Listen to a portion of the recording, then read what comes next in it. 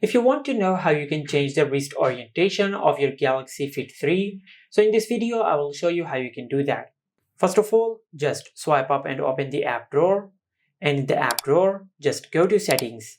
Under Settings, just tap on General, and under the General Settings you will find the option of Orientation. Just tap on it, and from here you can adjust the orientation of the watch on your wrist. For example, you can select on which hand you are wearing your band.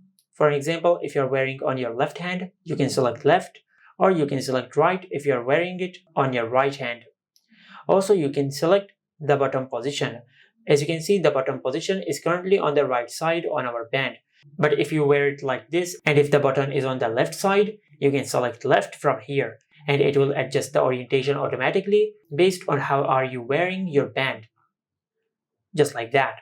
And once you're done customizing the orientation, you can swipe from the left side to go back. And this is how you can change the wrist orientation on the Galaxy Fit 3. Make sure to like, comment, and subscribe. Thank you for watching.